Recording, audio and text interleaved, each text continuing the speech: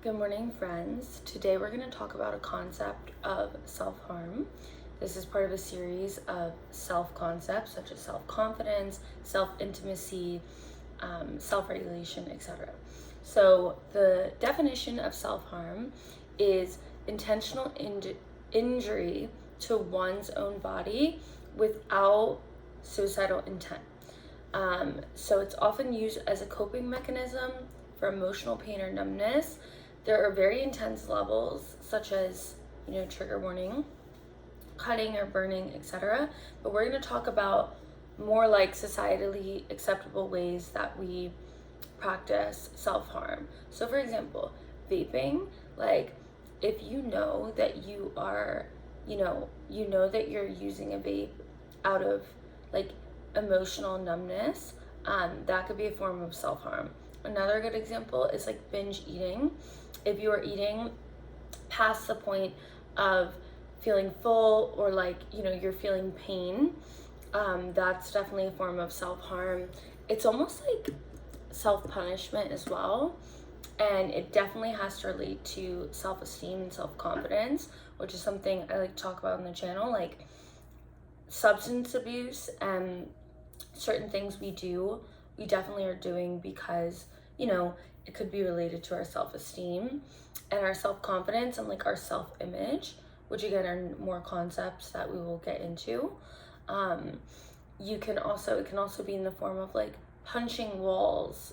I feel like maybe more guys experience that, or hitting yourself, or risky behaviors like unprotected sex or binge drinking, things like that.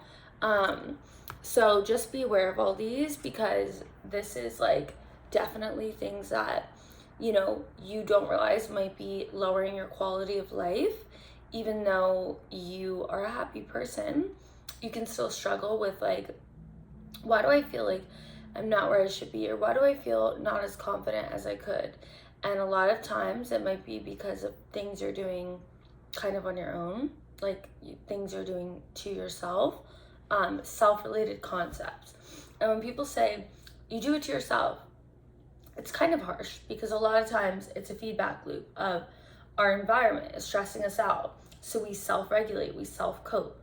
So I'm not saying it's like, I'm not saying that it's not all of our faults. Like, we have a large responsibility to play in this, but we also need to be gentle with ourselves and just notice it. So I just want to say, for anyone that is experiencing like self-harm, even if it's something very simple like vaping, eating too much, laying in bed, doom scrolling, like I honestly feel like scrolling sometimes, if you're on your phone scrolling for like an hour and a half, your breathing is shallow, you're tensed up, you're probably not in a good posture, you're probably avoiding things, honestly. And to me, that's a form of self-harm. I mean, I do it, we all do it. So these videos are really to just make us all more aware of it as a society, and like make it more acceptable to talk about it, and then also to just cope with it and overcome it, because sometimes it's super simple fix. So I would say the first step is just noticing when you're doing it. Do not try and change what you're doing. Do not try and overcome it or any of these things. Just try and notice, okay, I am doing this right now. I'm self-harming. I'm doing this bad habit. I don't like it. I don't like the way it makes me feel. I'm gonna change it. But right now, this is what I'm doing.